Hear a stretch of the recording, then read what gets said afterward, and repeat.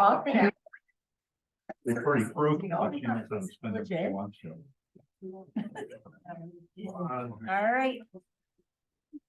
All right, at this time, we will begin our pre-meeting as it is 6 o'clock for our work study session for November 20th, 2023. Roll call, please. Mayor Heath, Present. Commissioner Banky, Present. Commissioner Schwartz, Present. Commissioner Roberts, Present. Commissioner Gauss, Present. Commissioner Castleberry, Present. Commissioner Miller, Present. all commission members present. This time, we'll hand it over to our city administrator, Greg Elliott. Thank you, Mayor. We're going to start our pre-meeting tonight with a presentation by Citizens Gas. If you may recall, we have a rate case beginning with Citizens Gas. There's two components. For simplicity's sake, I will say there's two components for the rates. There's the supply component, which varies with the cost of natural gas. And then there is a distribution component, which they can adjust only with the approval of the gas commission. Sometime back, you appointed me to be the city's gas commissioner. Citizens have a gas commissioner as well. And we're going to be convening the gas commission later this month. But Bert and Joe are here tonight to go over kind of the, in brief form, hopefully, the numbers that form the basis for the proposed adjustment in that distribution charge that I mentioned, and I may be using the wrong term, so don't correct me if I'm wrong. But Joe and Bert, the floor is yours, so you can come up here or walk around or whatever you feel comfortable doing.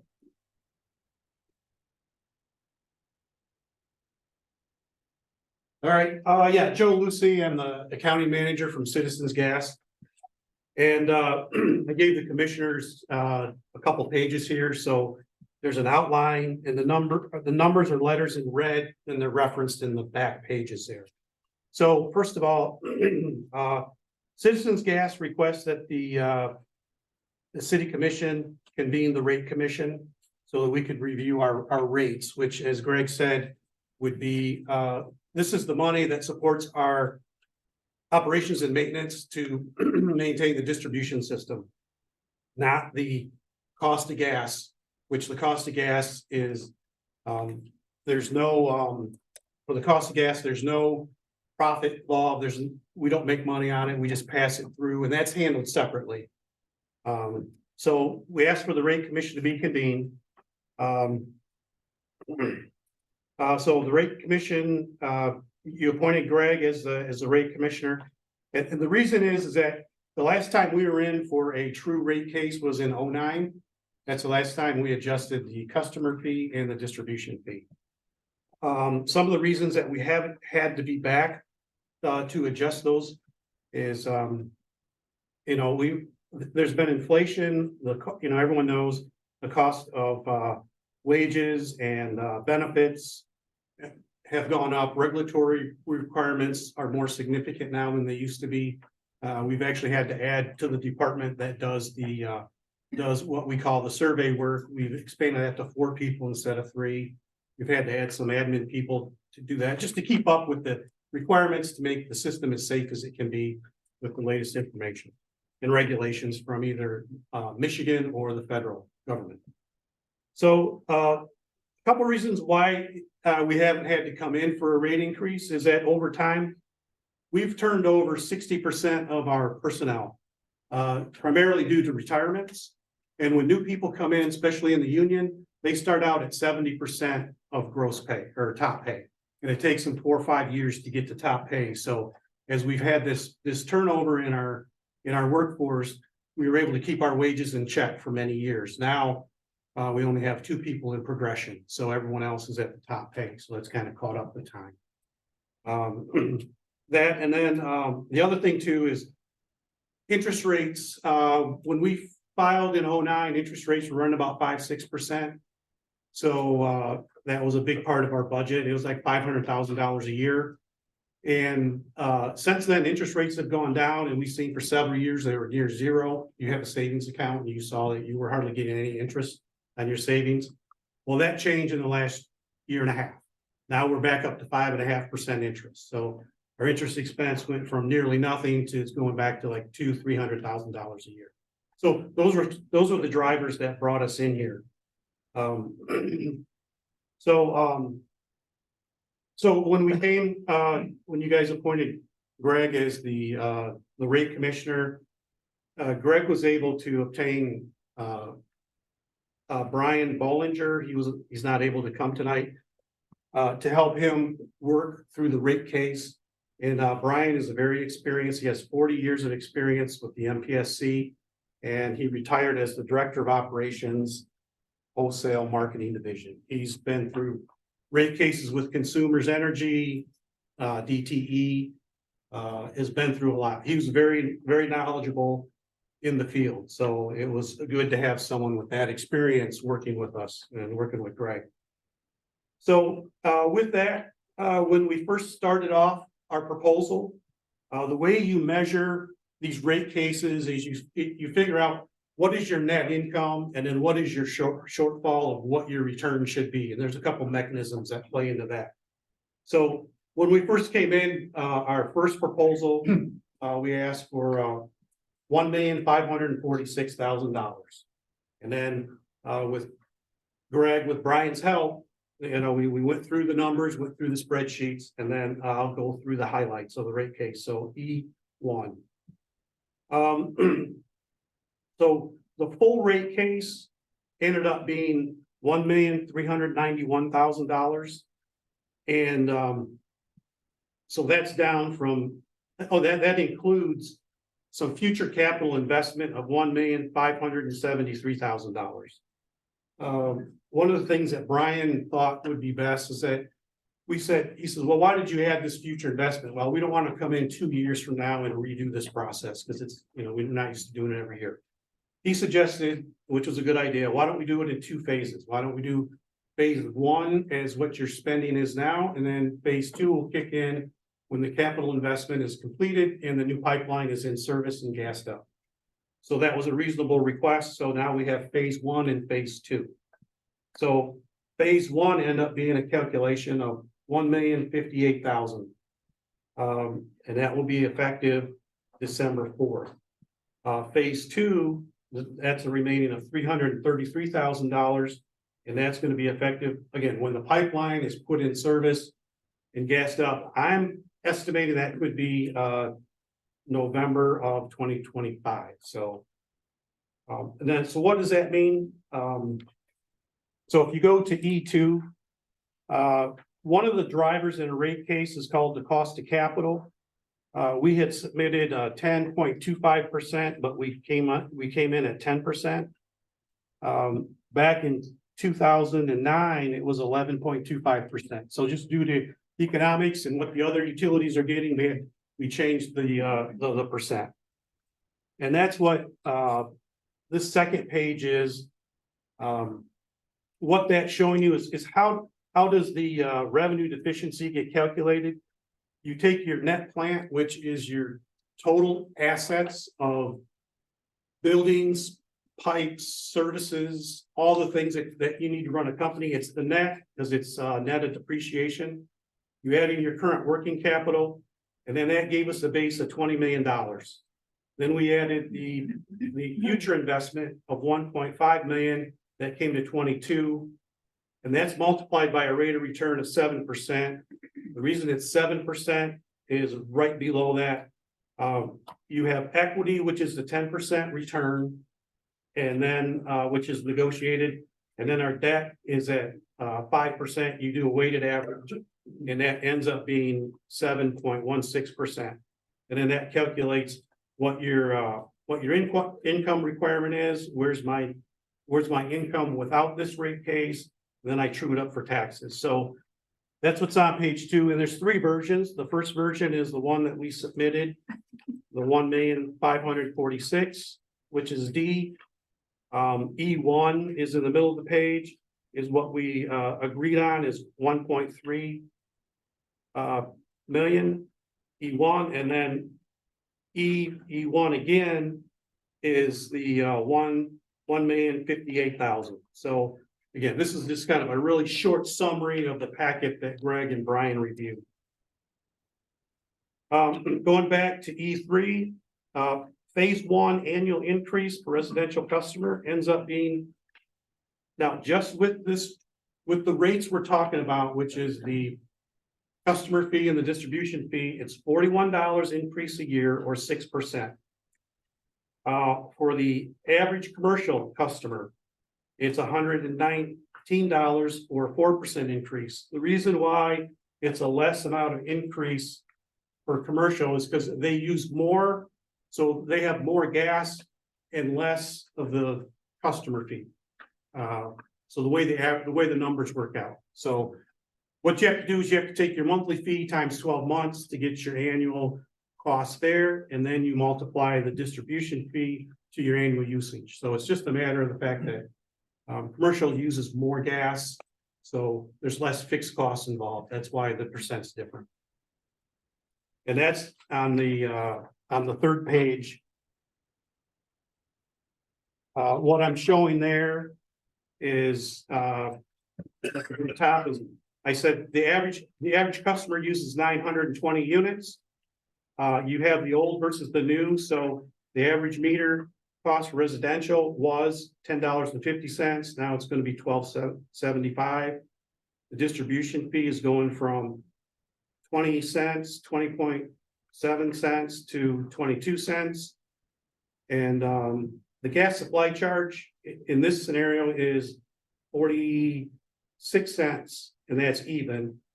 So what we're showing here is that with just this rate case, it's a 6% increase.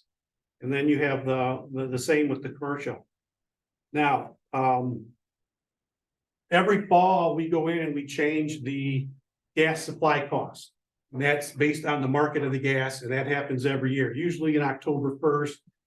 We didn't want to do two different rate changes to the bills. We want to do it all in one. So we're doing this one in December. And this is the good news. And if you remember back in September, I said this, is that gas prices are down significantly. So in the middle section here, you're going to see the same changes with the meter fee and distribution fee, but the gas supply fee is going from 85 cents to 69 cents. So that means the average residential customers are going to save $300 this year, and it's a 28% savings. On a commercial side, they're going to see a savings of $1,384 or a 31% savings. And then at the very bottom, I put when phase two kicks in, it's going to be a 2% bump up, $15 a year for residential and $55 for commercial. So that's how this breaks down. That's kind of pretty much what my notes on the front page is, just kind of walking through the numbers. So again, it was Greg went through a spreadsheet that had probably 16 pages of numbers, and he had to get out 2 pairs of reading glasses to get through some of the fine print. But is there any questions? Can I explain anything any further to anybody today? So if the annual gas supply cost goes up, will that have to be adjusted again then next year anyways? Yeah, so the annual gas supply, that's done every year. Right, that's what Yeah. I'm saying, so you will have to come back, yeah, so that will keep changing. Right, so but the way the annual gas supply cost works is there's a formula that we fill out, and then we just present it to Greg every year. And we just say, here, this is the way it is. So since we've been doing this formula since 2003. So it was just to go to the city manager, explain what's going on this year, why the gas price is changing. So that's an automatic thing that will happen in the fall. And it's just when we need to change, it's called the rate case for the customer fee and the distribution fee, and that's kind of a big deal. And typically citizens or DTE and consumers, they're going in about every 2 or 3 years asking for changes because of their investment, some of the different investments that they do. We have a more simplified plan, so we're able to we usually try to wait at least 5 years before we have to come back again. That's our typical standard work rule. So that's why we tried to add a little bit of investment that we know in the next 2 years, so we don't have to go through this all the time. And then the very last page that I put in the presentation. This is a comparison to what consumers, DT Gas, Michigan Gas Utility, and Simcoe, other people that operate in the state of Michigan. So when you look at the first column, it says gas supply. So you'll see Citizens is on here twice because, again, this is going to be our new gas supply cost, the 46.9 cents. And then the new distribution charge, 22.3 cents. And that gives you cost times the usage of 900 units. And then the customer fee of $12.75. So it looks like during normal weather, the average residential customer is going to pay $780 a year. And then last year, if we had normal weather under last year's rates, it was going to be $1,000.85 or $1,085. Now, last year, the weather was warmer, so they actually paid less than that. But we base everything on normal, so you can get a good comparison because you want to take the volatility of the weather out. So last year, people did not pay $1,000 a year on the average residential. When you look at consumers, DT Gas, Michigan Gas Utility, and Simcoe, these rates are as of November 1st. So the gas supply rates, they change them periodically throughout the year. They're actually higher earlier in the year. So when you look at, the $1,000 from last year is the highest number on here. If I would have ran this in July, the numbers would have been different for the other four utilities. So I didn't want to make this too busy, so I just took the latest information just to get a snapshot in time. So, but just so you can see our monthly fee at $12.75 is below all the other utilities in the state. And then you look at our distribution rate at 22 cents, and that is significantly lower than the two big utilities. And Simcoe is the only one that comes close at 26 cents. So, our rates are really competitive, for the state of Michigan. Can you talk about the scope of work with the capital project of this 8-inch line? Where's it going to be, and how long will that take to? Okay, yeah. And any construction that will impact citizens or roads or things like that. Yes, so we started some work on that already. We have an existing line that runs Howell Highway from Santa Heights all the way down to M52. We had to convert a 6-inch steel line from intermediate pressure to high pressure, and that was all done in the summer and fall. So if you live out that way or we're on Howell Highway, you would see crews out there. We actually had to bring in a contract crew because working with steel, there's a lot of welding, and we just don't have the welding capabilities because our system is primarily plastic. And so we brought in a third party to do that work. The next phase of the project is going to be putting an 8-inch line from Howell and M52. We're going to go across the street into some private yards, cut over. So we're not going to be on the main road. We're going to cut over through some fields, and we're going to go over to Moore.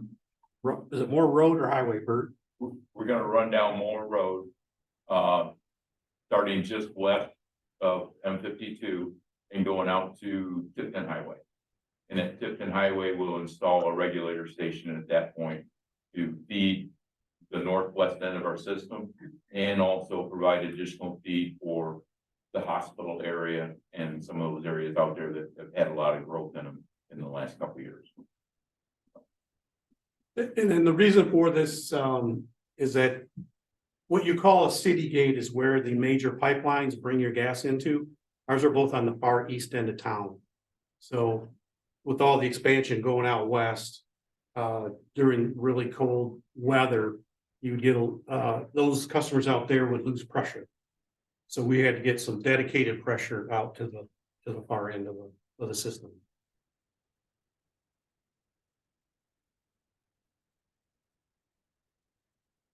Anything else?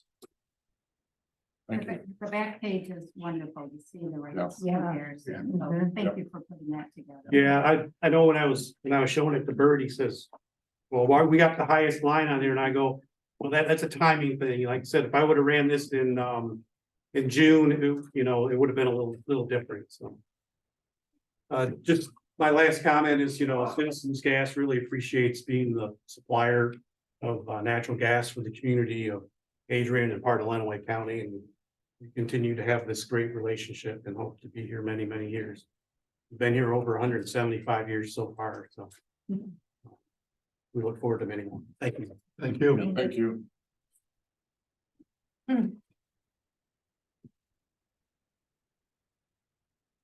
Okay.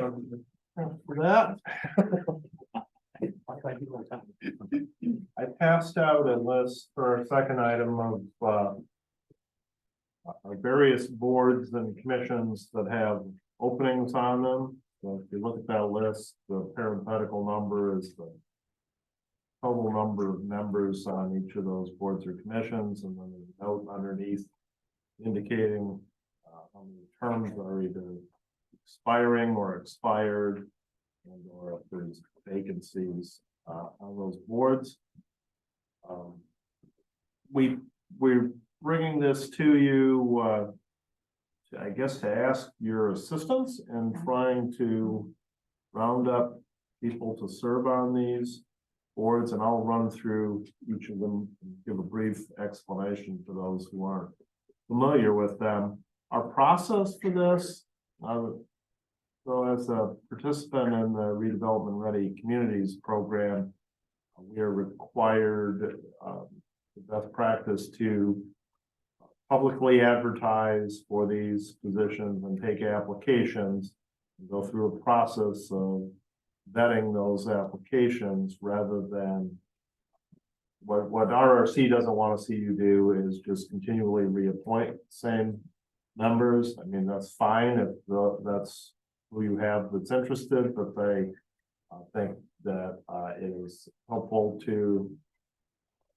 these sorts of bodies to have new faces and new blood and new thinking on them from time to time. And so the process of taking applications and considering those each time there's an opening is meant to try to cause them to be refreshed from time to time. So that is our process, and there's an application form on our website. That's a generic form for all boards and commissions, and those are submitted, and Michelle compiles them and that makes them available to the mayor. Some of our boards currently are going through those and having interviews. The DDA or now Main Street Board is particularly good about that. Others do not, but they really all should. And so that's something that we want to move toward going forward is getting the board chairs for each of those bodies to schedule interviews and participate in making a recommendation to the mayor about who she might appoint. But so you're familiar with it. The library board, interestingly enough, we still apparently appoint all the members of the library board. And didn't know that until just today, but that is apparently true. Human Relations Commission, of course, we've talked about a lot with the pause in place. A number of people resigned from that. We also pared back the number of members to 7. So that is really a reconstituted board. Unclear how many of the current members will want to continue. I think the position that the commission has taken up to this point is that you want to get it reconstituted before turning it loose again to begin the regular meeting schedule, which will be orderly under the new version that the commission recently adopted. Board of Review is the body that meets for the assessor to review. They can do 2 things. They can review challenges to assessments. That's done only at the spring Board of Review, and then there are 2 other Board of Review meetings where they can act on technical corrections and clerical errors that have occurred in assessing, over the course of the years that I have these, I believe, July and December.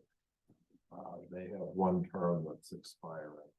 It's a 3-person board. The ethics board, not. That one, 3 wish to renew. Okay. Yep. That is a board that is prescribed by one of our 2 ethics policies that we have. By the way, if you all want a project someday, you know, why we have 2 ethics policies is unclear to me. And why neither of them really have any teeth to them is another question. So it might be a worthy project someday to try to consolidate those into one policy under the auspices of the ethics board. But currently they have a role only with respect to the one older ethics policy. And if you're not familiar with that, when you get out to your places at the table, Commissioner Benking and Commissioner Schwartz already have their new orientation binders, but we updated your binder for each of you, so you've got that in there, and those 2 policies are in there for your review. The Brownfield Redevelopment Authority has not met in a long time, and needs to be completely reconstituted. There are 5 members to that. When someone requests brownfield funding, which is essentially establishing a TIF for a brownfield redevelopment site, brownfield being either obsolete or contaminated property typically. Then that group meets to oversee that process. And we do have such a request coming to us. The so-called ADC group that bought the Telegram properties are going to be asking for assistance from that authority. Originally, they were going to go with the county's brownfield authority, but I think they've decided they're going to use the cities. So we need to get that group reconstituted. That's one. Some of these require some kind of special expertise, and that is one that I would say does. You have to be somewhat familiar with real estate and property values, I think, to be a productive member of that authority. Likewise, the Construction Board of Appeals, I created this when I first became Community Development Director. We didn't have one. We're required to have one. Only got 3 members, but those have to be people who are familiar with construction techniques in order to do an adequate job of serving on that. The purpose of that is any of the construction codes, the building official's decision under those codes can be appealed to this body. And they have authority to either change his interpretation of the code or grant variances that would meet the same substantial intent of the code. It's never met, but we are required to have it. We had to look quite a bit, find the 3 members that we do have. I will add this too, as I talk about this. A unique feature of our charter is that we require members of all these boards and commissions to be city residents. That is not true everywhere. And it inhibits, it's always true of certain bodies, but it's not true. For example, I used to be on a construction board of appeals for a community downriver that I was a consultant to. There's no real reason why you would have to be, other than that it's in our charter. So it creates a real challenge for boards like that, where you need specialized expertise. And that same body serves as the Board of Appeals for the Fire Prevention Code as well.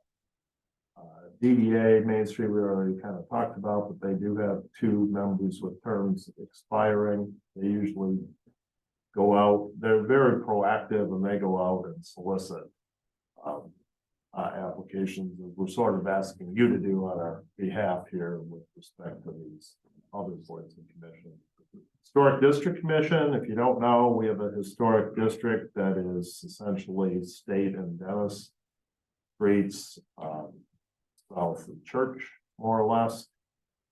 And so the Historic District Commission reviews requests for certificate of appropriateness or structural changes or cosmetic physical changes is what I mean to say to buildings in that district. It's a 7-member board. I believe the statute requires it to be 7 members, which, and all those people, they don't all really have to come from that district, but they all have to be city residents. I think currently they all do live in the district, but we don't have, I don't think we've ever achieved 7 members with that board. I think there's only 5 or 6. A question about that. Okay. Are decisions by the Historic District Commission appealable? They should be. I'd have to review the ordinance to see what the mechanism is for that, but I mean, every administrative decision is appealable in some fashion, if not to a local body, then they would always be appealable. Every, under the Administrative Procedures Act, every administrative decision is appealable. And that number of 7 is that, that we're stuck with that? I think so, as I recall, we looked at that, a while back, and that was the minimum for the statute that we're allowed to have if we have such a commission. And then the final one is the Local Officers Compensation Commission. That's the group that sets your compensation, not mine, but yours. And they have not met in a long, long time. We had a former commissioner whose term has come and gone, who was very interested in having them convened, but it never transpired because there's nobody, nobody who's currently on it, if you will. All their terms expired 2 years ago. No specialized expertise really for that, but again, they have to be city residents. You have a bit of a self-interest in finding members for that board. So that's the existing boards and commissions that require some new members. But then the mayor wants to talk to you also about a new commission, a temporary commission that we would like to establish for. Well, I won't steal our thunder. I'll let her explain it to you. For the bicentennial. So put together, I looked back, I went to the Historical Society and they actually pulled up the sesquicentennial information, and that commission was kind of odd, like they had just people all over the place, but there was somebody from the Historical Society on that. They are very interested in at least one of them serving on that if we decide to go that route. I do know that they are very interested. I do know that there is somebody, or there's 2 people already on the DDA that are very interested, because one is actually helping with the 200th celebration in Tecumseh, because they have a business there and a business in Adrian. So we could have that, but it's just, what does this look like? That this commission would be meeting to decide, like, what does the 200th celebration look like? What does our bicentennial look like? Is it a week like they're doing in Tecumseh? Is it going to be a month, which is what it was, by the way, because I have the old brochure now from the 150th. They were able to dig one up for me from the Historical Society. They did something kind of like a month long, but it was like every couple days or something like that. I was reading, it was a very lengthy book. So I started reading through it, but I think it's really great to, have a wide range, but I don't know, like, what does this look like? But this is something we got to start planning, because that's in 13 months that we're already hitting the year 2025. It's upon us and it's going to happen fast. So this is a group that we would need to get going. I don't know, just that's why we were talking about this and throwing it out there, and, and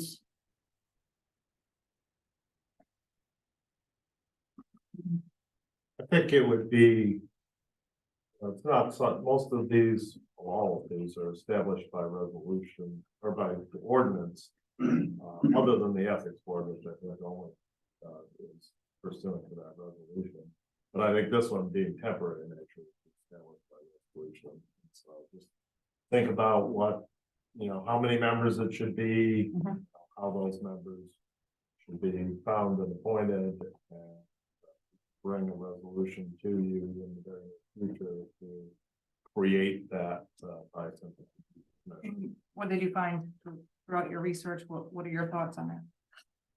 I don't know. Like, you mean on the commission itself? Yeah, in doing research, what did you find? What Well, are your some of thoughts? it was in service, like groups, like there was a women's group that was very active, and so they had a part of it, but they had some things that were more in the 70s, like they had a pageant for it. They had a hat committee, like hats, like literally hats. They had some strange things like that, like, I don't know if that's really pertinent to today. So they had some different things like that. They did have like a signage committee, which I think could be pertinent to today, obviously, but, so it just looked a little different. They had a parade group. They had, like they had it broken, but they had a lot of people on there. And that's even what the Historical Society said. They said, we think this was too many people. And this probably got really out of hand because it's like a full page of people.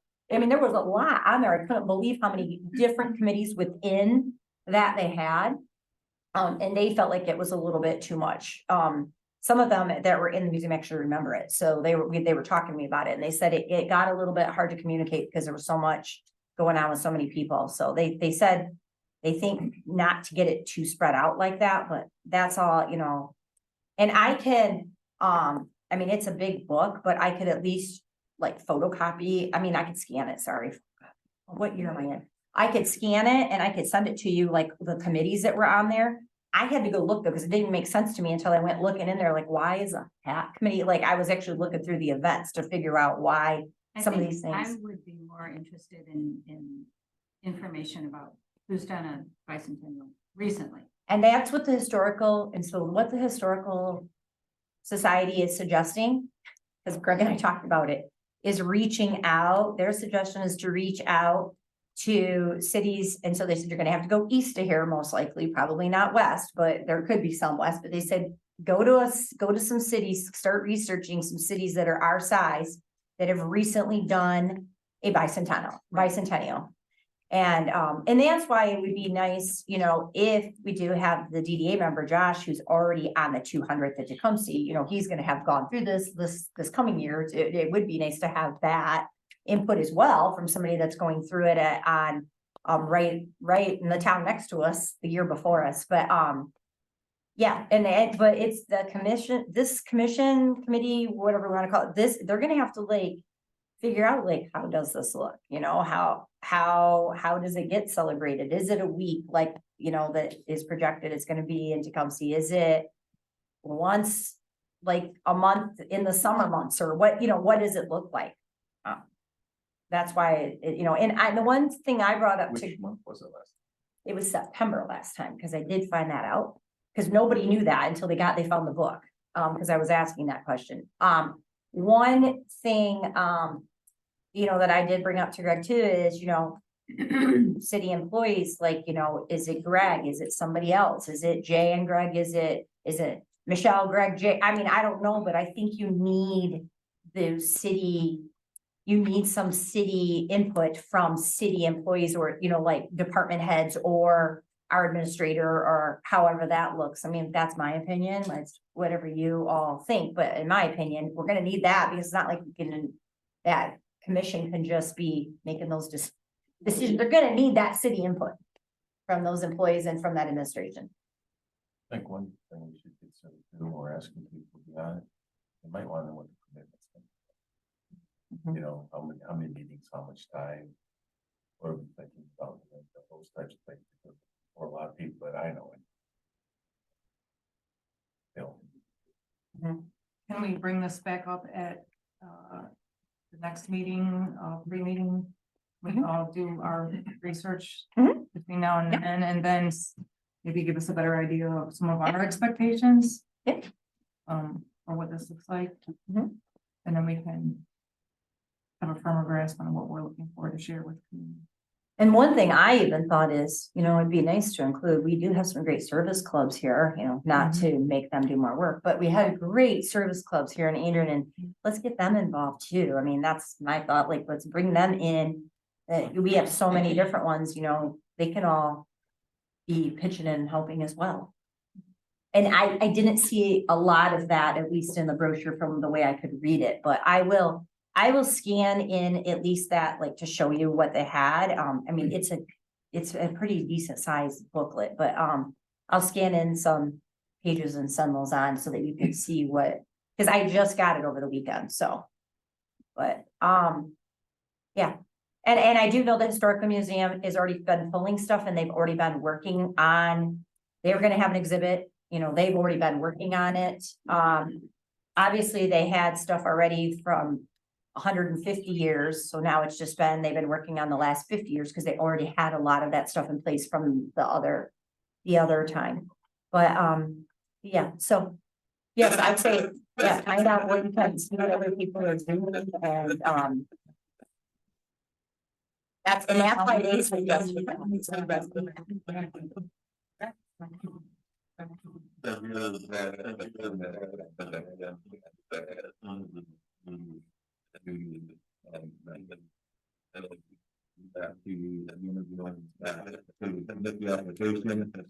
now, it's the mayor, and then the mayor makes the recommendation. So how would you see that process working? And would it include all of these? It really should. As I say, what happens with the EDA, which I think is a good model, is that their board chair causes a interview committee to be put together. And I mean, Jay's here, he can tell better than I can, but I think theirs is a good model for how to do it. It's that body interviewing respective members and then making a recommendation for that. Is that right? All right, Jay? Yeah, so there's a group of 4 to 5 board members that meet, interview the candidate. I kind of give them the scared straight conversation before set the expectations of the number of meetings and the involvement that we want, that what we're looking for from a commitment standpoint, like Matt was talking about, Mr. Schwartz, sorry. And so, That's okay. so then we take those applicants and set up interview times, and there's been, the last round, there were 3 or 4 different interviews that we had, and from that, then the determination in the available positions. Make that recommendation to the mayor, who then makes the recommendation. And I attend those as well. They always invite me to, so I'm there as well. So all of these that don't have a sitting board right now, would it be like helpful to you in your appointments to get a group together? Like, so you have some people. And I think Can like get when some you're form looking of- at like the ones like the brownfield and, the construction code, I don't know if that's Greg also sits or who that is, but you're gonna need somebody, or maybe it's one of our department heads, or you're gonna need somebody in there that knows those questions to ask, for sure. Yeah, I mean, that's. You need the somebody with point, expertise where somewhere. we don't have boards currently. Right. We can't rely on the board chairs to do it. We're Right. gonna have to have another group that will Right. do it with perspective and boards that need to be recounted. Often we have on our agenda, approving appointments. And rarely do we know anything about the people who were approving their appointments. So I think it would be good if somehow whatever is being recommended by the mayor for our approval, at least had some kind of summary of who the people are, what their qualifications are.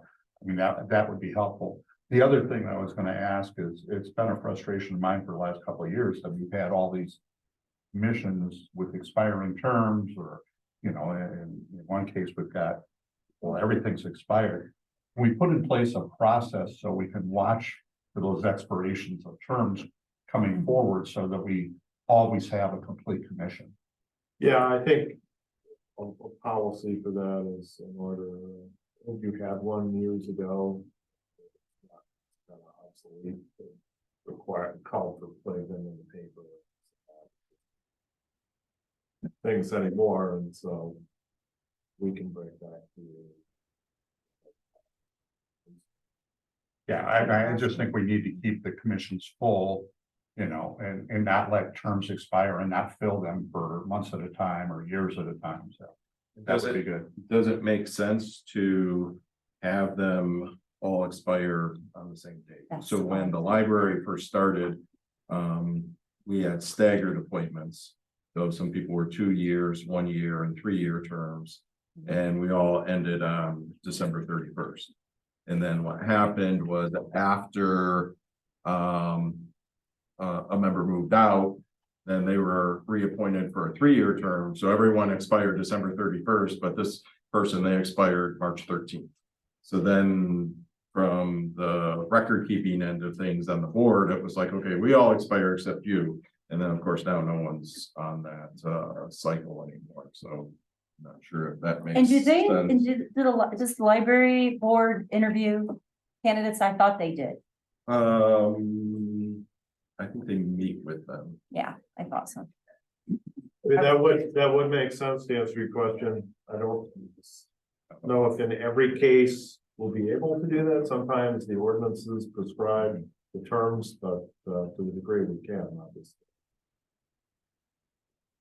One of the challenges that I've seen, well, the county commissioner back here, and of course, their county commission, the board of commissioners, they all expire at the same time. I don't believe that would ever happen, but conceivably, they could get a whole new board of commissioners at one time and nobody know what was going on. So I think there is some advantage. Well, that's the argument for, you know, staggered terms. And the reason why we do them. Yeah. So. There's two ways to Pros look at and it. cons. Right. One last related Human Relations Commission.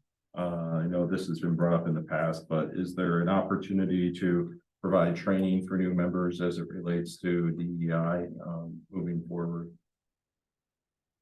Well, I mean, certainly there is that. Is this a place for this now, or?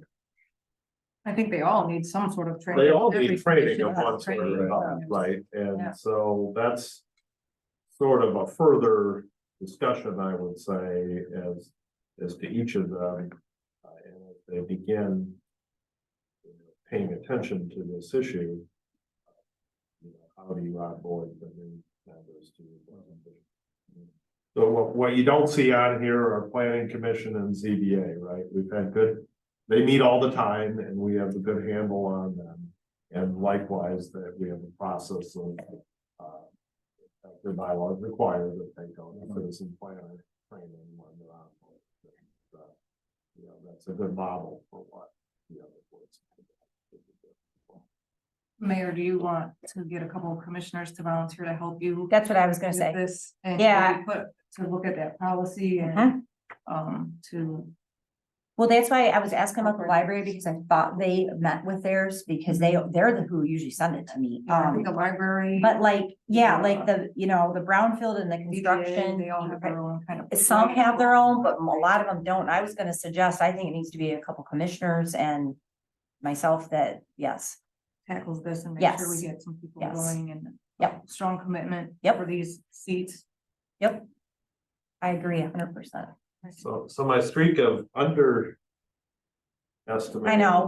Time that we did for the previous is about to come to an end, Sorry. but or overestimate, I don't know whether it's an overestimation or underestimation, but I do want to, let me switch it up and just talk very briefly about the whole family parish lease. That is just so that the reason I put this on is so that we'd be able to just put that on the consent agenda next time. It is simply a renewal of a lease that we've had for years. That benefits the Piotr Center. We leased the parking lot from Holy Family Parish for our use, and we also plow the snow out of it in exchange for that. Just to provide additional parking for Piotr Center activities. No changes proposed. It's just a continuation of that, but wanted to check in with you before we just stuck it on the consent agenda. Unless there's any concerns about renewing that lease, you're on your consent agenda. Hearing none. All right, so then this is the time for our monthly check-in. on the strategic plan, which we have a long time for public comment, about 5 minutes. So let's do that. Estimate this properly, but I thought maybe I could just quickly go through the 1-year tasks. For those who don't know or haven't seen it yet, the city commission, when they adopted their strategic plan in September of this year, established 3 broad goals: economic growth and vibrancy, improved quality of life, and enhanced community image. And then under each of those, along with some key objectives, created 1-year tasks for us to work on during the first year of this plan. What I'll do is I'll just run through them quickly and tell you what we have done, if anything, to date on those.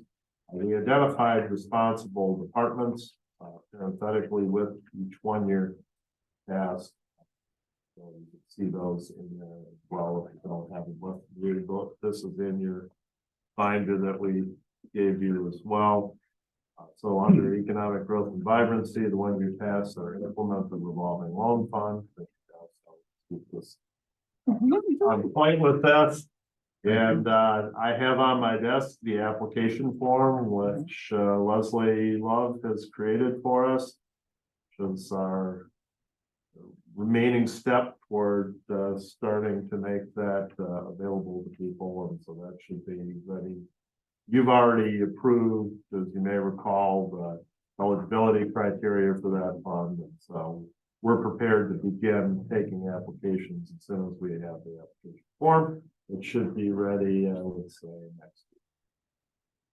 We'll be able to offer that to people. Remember, it's those who are impacted by the code enforcement process that will be able to offer that to people in that situation. Begin at implementation of the Main Street strategic plan. Jay, trust you are doing that. Yes, yes, we are. Continue strong support for downtown businesses. Again, Jay. Reestablish the city's brownfield redevelopment authority. Well, Look at that. see, we worked on that tonight. Adopt a new leaner zoning ordinance to clearly define the rules for development and processes. We've had quite a number of meetings with the Smith Group is engaged in doing this. Kathleen Duffy and Rachel Smith are planners working on it. We've met, Jeremy and I have met with them quite a number of times. Next week, we have the next steering committee meeting, I think it's 29th, to review their audit of the current zoning ordinance, which we largely want to throw out, but there are things, of course, that will have to be that they've gone through and audited it and made recommendations. We can go over that with the steering committee next week. Develop a job description for an economic development and grant writing position, classify budget for the same.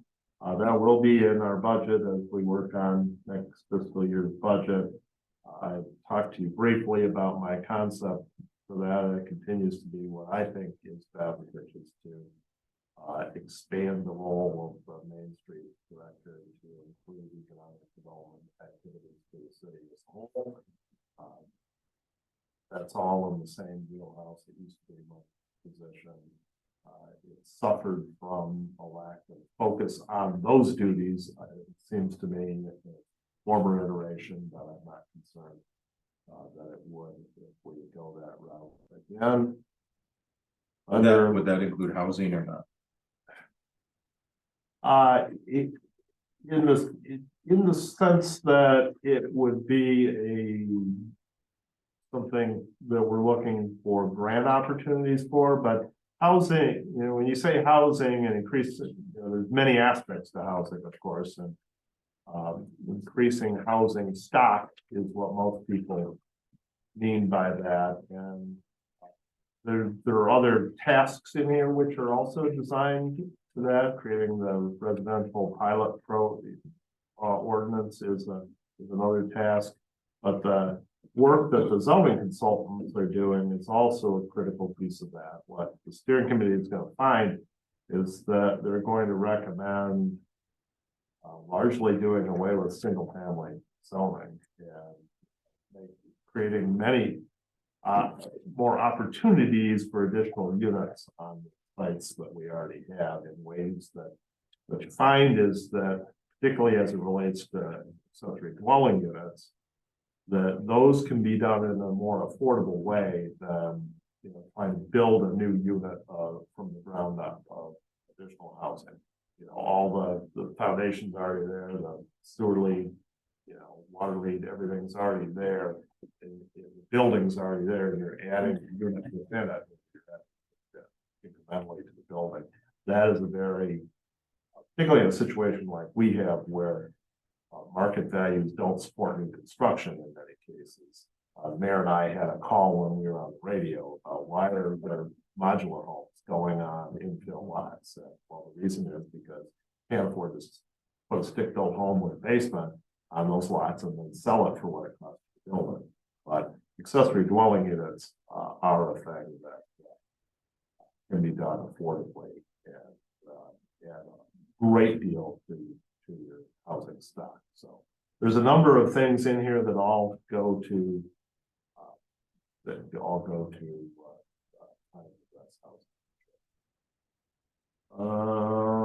active arts. Oops, that's what I call them.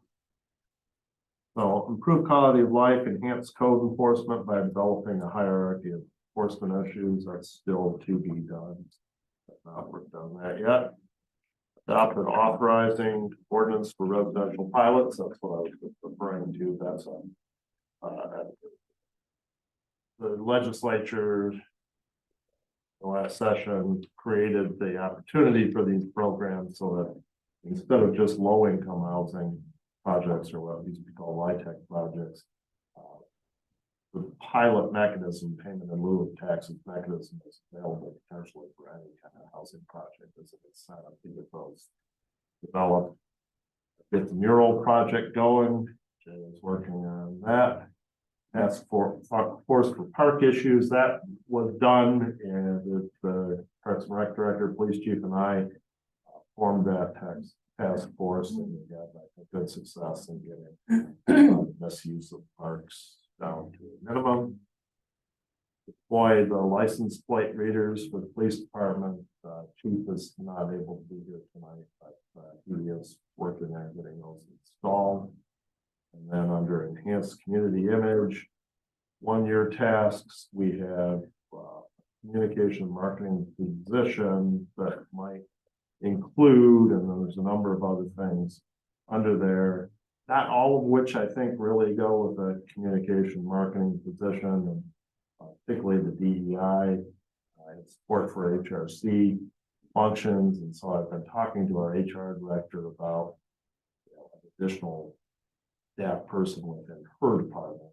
That's where I think those functions really belong. And what would that look like? Research bilingual education opportunities for staff, that is to be done still. Review and assess community academy. We have completed it, and now I know Commissioner Roberts asked for comments on it from the participants, I believe. And we'll have those in the near And the future to presenters. review. Waiting to hear back from presenters to see what they suggest. Enhanced reporting of burned out streetlights, that's to be done. Request a current plan for future growth of transportation. This came up on our appearance on Viewpoint as well. That is to be done though, but as is research getting an Uber or Lyft type service. So that's just a check-in. Usually we try to drill down on some of those, but time being short tonight, this being my review for you, and drill down on some next month. Is there a chance, we talked about this, putting some brass tacks on this? The draft is still out on the city website. Oh, yeah, yeah. So making some edits to it, kind of sprucing it up, putting some graphics in there. Because when we're competing with other cities and they're looking at our strategic plan. Hopefully we can, Yep, noted. Mayor, that's all I got. I'll turn it back to you to have public comment. All right. At this time, we will open it up for public comment. We will begin inside the chambers first. And just to reiterate, there's a 3-minute time limit. And for the record, please state your name and address. When we've exhausted all comment inside the chambers, we will then open it up to the Zoom participants. Judith Hammerly, Adrian. I sent out a letter to everybody on the commission, and some people and I've been talking about some things, especially having to do with the Winter Street project. Excuse me. And so we had some questions, and they're in those letters, and also some suggestions about how we can make the city more attractive and have more intermodal movement in the city too. So if anybody wants to see what I sent to the commissioners that you haven't seen, commissioners will see those, they're in your email. But want to see what the suggestions were. I wrote it up. It's very hurried writing, and I hope it seemed polite. I wanted it to be polite, but I had a very small amount of time to do it. So, and the people who I talked to about this after the presentation really wanted to get some feedback. Thank you.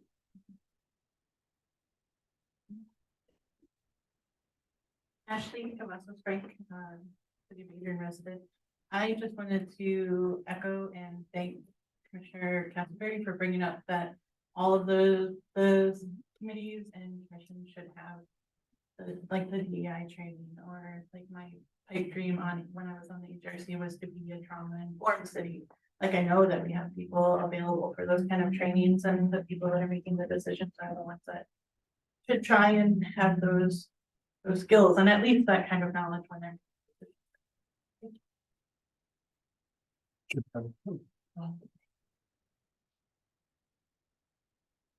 Hi, Ernest, Spirit Agent, anyway, the urgent matter will be, they need more policing for schools due to how there's a nationwide school shootings. So to prevent that from entering this community, since we have over few schools in this Asian district, it should be more policing at schools. And also, it's still a complaint that I'm going to continue to voice, is that public sidewalks actually belongs to the city. I understand the driveway is for people that lives at those residences. But from the private side, which is by the house, to the road is private.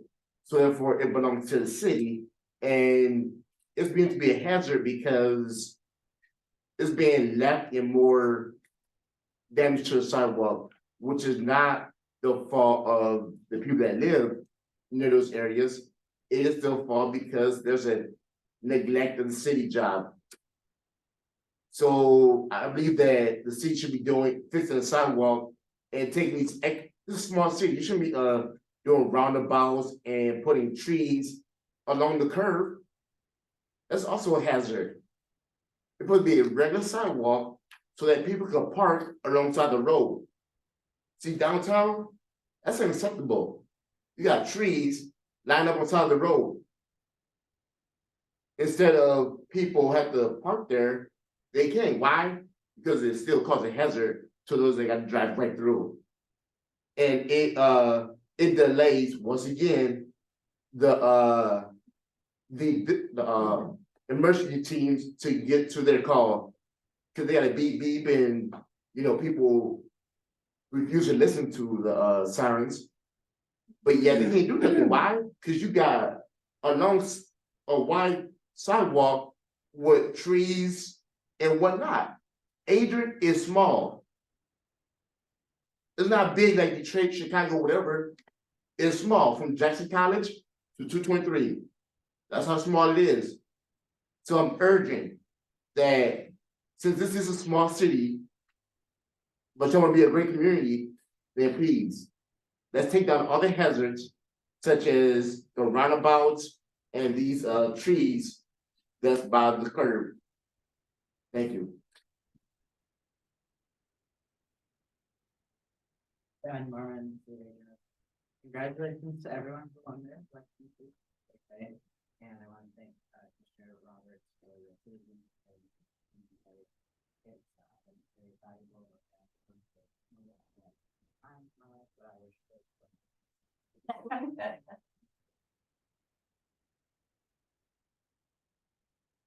At this time, we will now open it up to Zoom participants.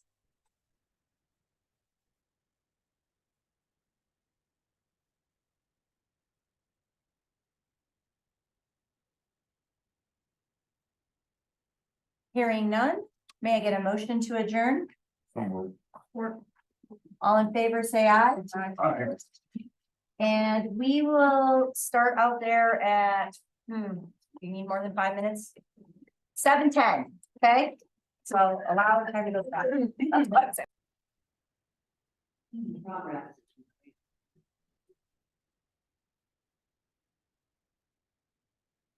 I call to order the Adrian City Commission meeting for November 20th, 2023. If everyone would please rise for a moment of silence and the Pledge of Allegiance.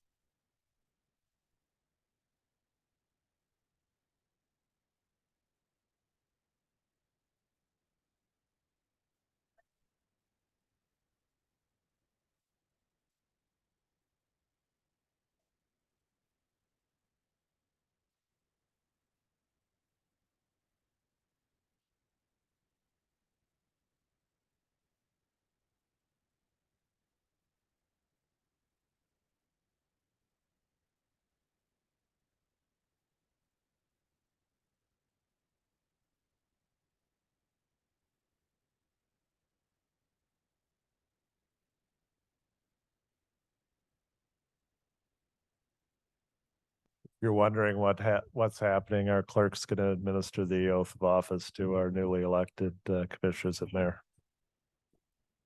Thank you, Greg. Okay, we'll do the mayor first, and then I'll do the three commissioners after mayor. So if you could raise your right hand for me. I do solemnly swear that I will support the Constitution of the United States and the Constitution of this state, and that I will faithfully discharge the duties of the office of mayor in and for the city of Adrian, county of Lenawee, state of Michigan, according to the best of my ability. Thank you.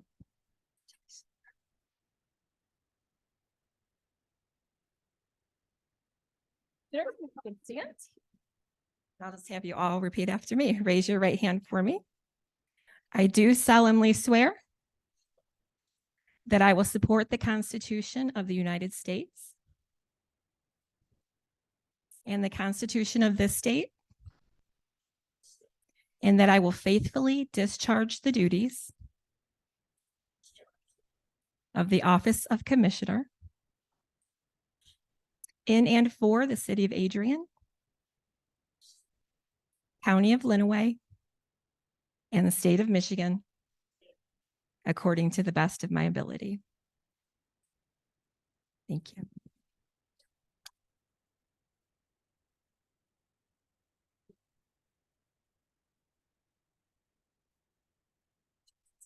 Thank you.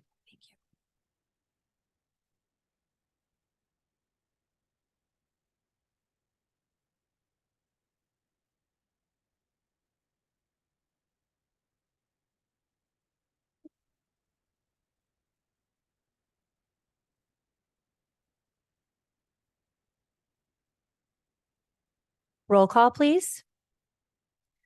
Mayor Heath, Present. Commissioner Banky, Commissioner Schwartz, Present.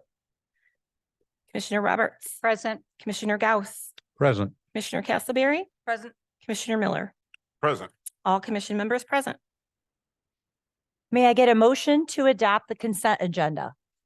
So moved. Support. We have a motion from Commissioner Miller with a second from Commissioner Castleberry.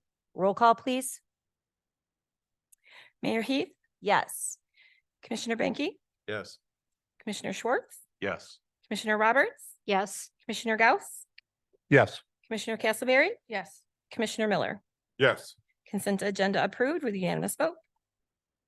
Moving on to the regular agenda. At this time, we will entertain any nominations for the position of Mayor Pro Tem. Are there any nominations for that position? Madam Mayor, I would like to move that we appoint or elect Commissioner Roberts as our mayor pro tem. Support. Well, and we'll do a resolution on it in a second. So are we good with any discussion? Okay, so now we will move on to the resolution. So under resolution R 23-036, it's from the City Commission. It is a resolution to approve election of Mayor Pro Tem to Commissioner Roberts. May I get a motion to adopt the resolution? So moved.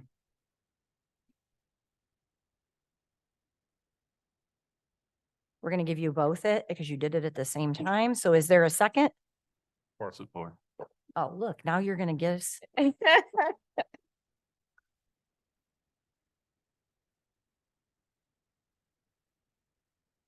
Is there any public comment on this resolution? Are there any commissioner comments on this resolution? So we have a motion from Commissioner Gauss and Banky and a second from Commissioner Miller and Schwartz. Roll call, please. Commissioner Schwartz, Yes. Commissioner Roberts, Yes. Commissioner Gauss, Yes. Commissioner Castleberry, Yes. Commissioner Miller, Yes. Mayor Heath, Yes. Commissioner Banky. Yes. Resolution adopted by unanimous vote. Moving on, do we have any nominations for acting mayor? Madam Mayor, I'd like to nominate Commissioner Gauss for the acting mayor. Support. All right, so we're going to move on to resolution R 23-037. It's from the City Commission. It is a resolution to approve election of acting mayor to Commissioner Gauss. May I get a motion to adopt the resolution? Move So to moved. adopt the resolution. Do you want to support it, Commissioner Miller? Sure. Okay, I support. so are there any public comments related to this resolution? Any commissioner comments? We have a motion from Commissioner Castleberry with a second from Commissioner Miller. Roll call, please. Commissioner Roberts, Yes. Commissioner Gauss, Sure. Yes. Commissioner Castleberry, Yes. Commissioner Miller, Sure. Yes. Mayor Heath, Yes. Commissioner Banky, Yes. Commissioner Schwartz. Yes. Resolution adopted by unanimous vote. Now we will have the appointment from the City Commission for a City Commission representative to the Zoning Board of Appeals. Are there any nominations for this position? Commissioner Roberts? I would like to nominate Commissioner Miller.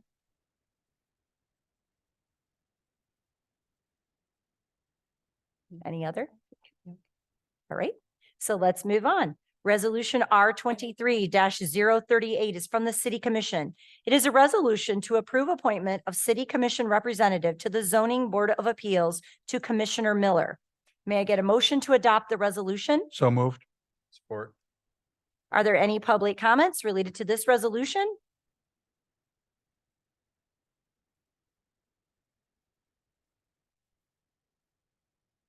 Are there any commissioner comments?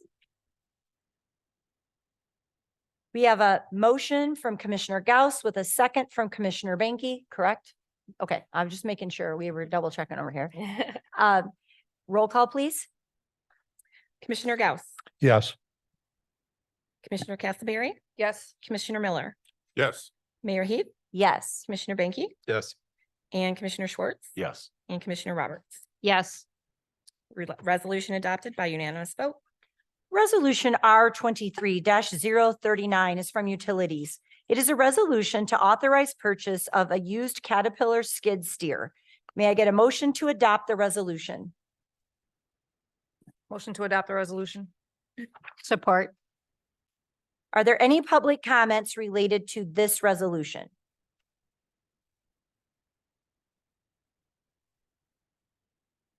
Any commissioner comments? We have a motion from Commissioner Castleberry with a second from Commissioner Roberts. Roll call, please. Commissioner Castleberry, Yes. Commissioner Miller, Yes. Mayor Heath, Yes. Commissioner Banky, Yes. Commissioner Schwartz, Yes. Commissioner Roberts, Yes. Commissioner Gauss. Yes. Resolution adopted by unanimous vote. Commissioners, there are miscellaneous reports in your packet. Are there any questions or comments on those? Hearing none, I will now begin public comment. We will start inside the city chambers first. Please approach the podium. If you wish to speak for public comment, please state your name and address, and you will see the 3-minute time limit on the screen. After we have exhausted all public comment within the chambers, we will then open it up to the Zoom participants.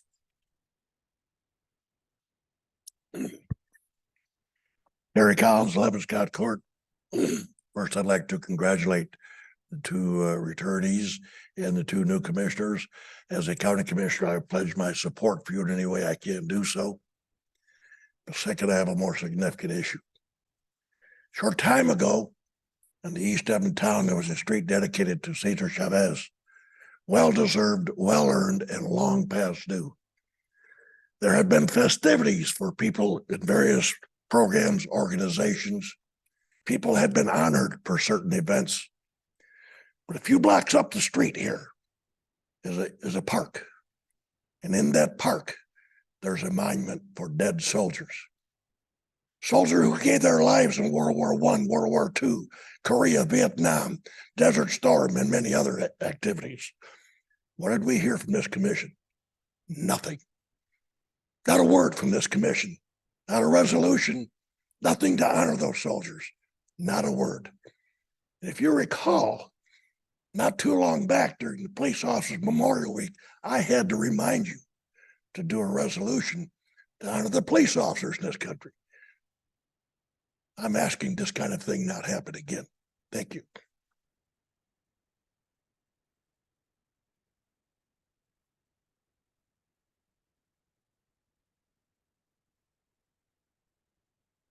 Ashley Cavazos Frank, City of Adrian resident. I just wanted to bring to your attention something that happened shortly after our downtown Pride event. It's taken me a little while to recover. It's a big stressful event. But we received a bill. By we, I mean the organization that put on the event, for $643.51 for parade cleanup. As a downtown resident, I know that the streets are frequently cleaned, like the Pelican runs through after the big parades to pick up the candy and stuff that's left. I spoke with other organizations that have events downtown and they've never gotten a fee for cleanup. We asked for an itemized statement. I insisted that we ask for an itemized statement to explain what the $650 fee was. And it came back that it was actually $543, which is better. But had we not asked for the itemized statement, we would have paid an extra $100 that our nonprofit doesn't have. And the explanation was, it was cleanup from the parade. We were shown some pictures that it really wasn't any more than the wrappers and candy that is downtown after the Halloween trick-or-treating and things like that. I try to be really non-biased. I know it doesn't seem that way, but I try to be a pragmatic person and look at things with logic. And it's getting really hard to not feel targeted when things that happen to us that aren't issued to other groups that do the same things that we do. There was a city employee that came down to put the billards or the ballards down after our event. It wasn't mentioned that like, hey, could you guys clean up this area? Because it was outside of our parade route.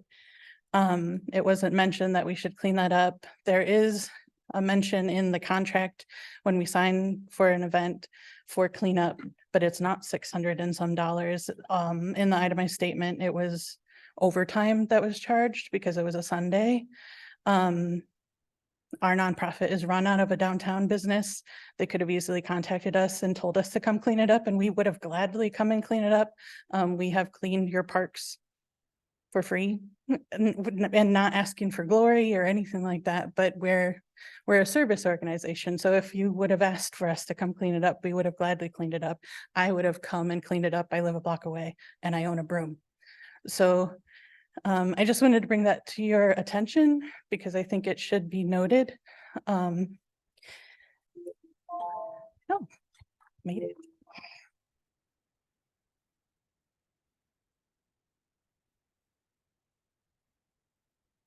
Aaron Cheshire, City of Adrian resident. Today, November 20th is internationally recognized as Transgender Day of Remembrance. Last night, the M Society brought this event to the City of Adrian for the first time by holding a candlelight vigil. The vigil was to memorialize the 26 lives taken from trans individuals this year. The other part of this event is to bring the issue to the eyes of the residents and to our city officials in an attempt to stop the spread of hate and to ensure that our protections are safe and secure. 3 of you commissioners and you, Miss Mayor, showed our community that you are paying attention and or to our safety by attending this vigil. I thank you for your support. That being said, congratulations to our new commissioners, and I hope to see an improved relationship for our Pride event next year, as well as continued support for our LGBTQ community here in town. Thanks so much.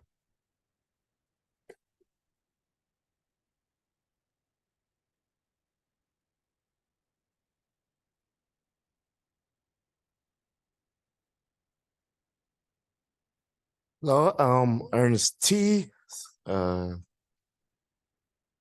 citizen of America, citizen of Michigan, and citizen of Adrian, and citizen of this county.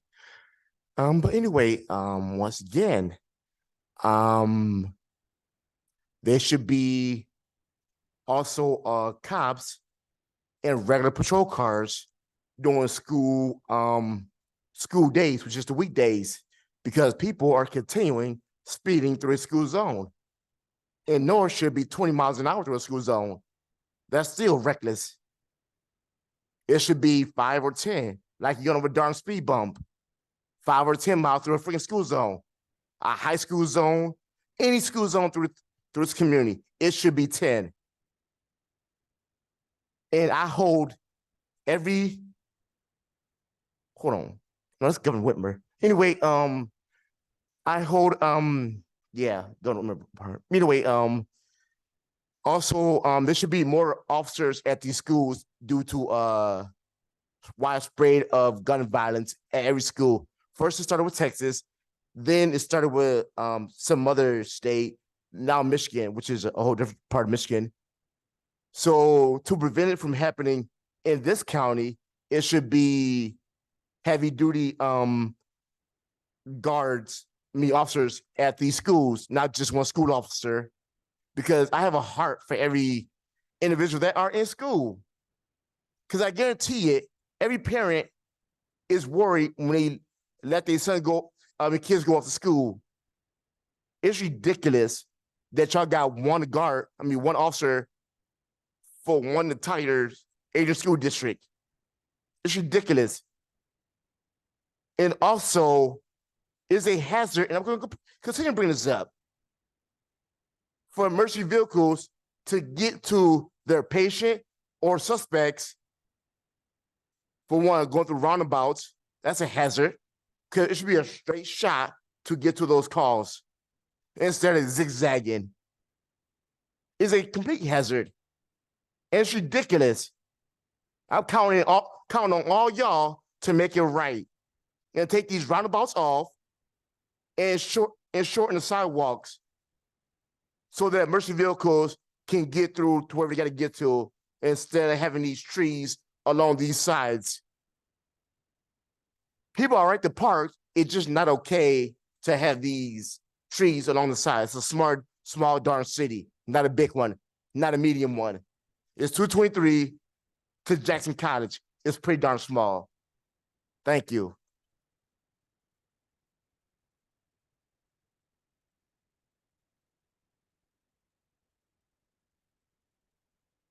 At this time, we will now open it up to the Zoom participants. For the record, please state your name and address, and you will see the time on your screen as well.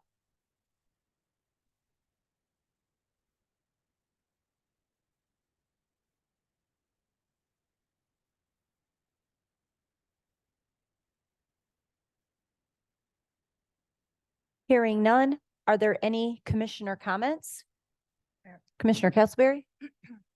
I mentioned a little bit last meeting about Veterans Day.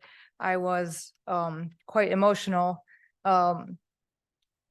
So I didn't prepare something to say, but I would like to say that Aaron Cheshire did reach out to me after that and told me that what I asked in my emotional state was that someone go out and do something different, or just do something that that would help the community or help the world. And Aaron did do that. And so I'd like to say thank you. As a mother of a Marine, and a mother of a brand new Marine, a mother of someone going into the Navy, as a sailor myself, as the wife of a sailor, the daughter of a Army soldier, I hope that we do something a little bit more definitive for Veterans Day. My son this month, my oldest, is suffering still a loss of one of his fellow Marines that was killed. Just those things resonate very loud, especially during Veterans Day. Veterans Day is a great time for, I think, veterans to get together and celebrate one another and tell our crazy stories. But I do think that it's a great day to certainly give some thanks and applause to those that give a lot or give their own. I mean, they're writing a check with your life. So hopefully in the near future, we can, in the coming year, we can definitely do something to support veterans in this community a little bit stronger. Thank you. Commissioner Banky? Few comments on that as well. Want to thank the members of the Adrian Garden Club and Noon Rotary Club. We were at Monument Park on Sunday and planted tulips at Monument Park. I think we were at 350 tulips. So look for those to be in place. Hopefully they'll stick around for Memorial Day that late, but at least for the spring. I do want to call attention to the library board meeting that's going to take place tomorrow. Library is considering a renewal for their operating millage. It's hard to believe that it's almost been 10 years, but a yes committee has been formed, and we've been working behind the scenes as hopefully approval will go for that, and that most likely will be slated for the May election coming up. Want to just thank Greg and several of the department chairs that participated with the Moriyama visit that we had with students. I'll pass those down. There are some pictures from the students that participated and the various department heads. It was very, very well received, and again, the strength of that Moriyama visit continues many years later. And again, just to echo thanks to the M Society and those individuals that put forth the Transgender Remembrance Day yesterday. Thank you. Commissioner Gauss? Yes, I have a question for Mr. Elliott. On October 9th, we had a special meeting, which the mayor was unable to attend. She was at the hospital. At that meeting, we made a motion and approved a motion directing Mr. Elliott and Mr. Galuli to meet with the mayor. I'm just asking for an update. Has that occurred? We didn't have a meeting as such. The mayor did send out an email that she copied city attorney and myself on to each of the organizations that she could recall writing a letter of support for, and asked that they provide copies of that documentation to the city attorney. I can recall getting one of them. I don't know that the other two organizations replied in an email that I saw. City attorney is online. He can provide his own update too. Good evening, Madam Mayor, Commissioners. We did not, I did not receive any responses to the mayor's email. She was literally on her way with your good group to Japan. We have received no further information in our offices with regard to your inquiry. Thank you for the update.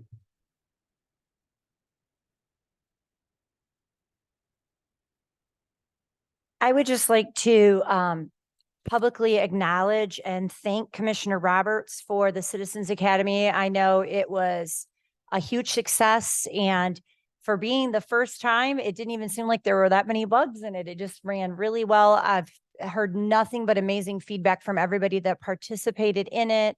I was able to attend one of them. I just know that was a lot of time, a lot of energy, and a lot of organization put into that. And the community has been very grateful, those that participated in it.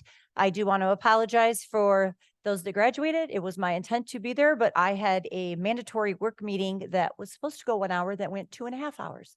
So I was not able to get here in time for the graduation, but I know that everybody that participated really felt they learned a lot about the city. They have a better grasp about what goes on, and just understanding that. And, you know, they're very excited to spread that information of what they learned. And now that they have that enlightenment to really spread that on to the rest of the community. And it's just a really amazing experience, according to everybody that took place, that took place in it. And just thank you so much, Commissioner Roberts, for all that work and for all that you did for that.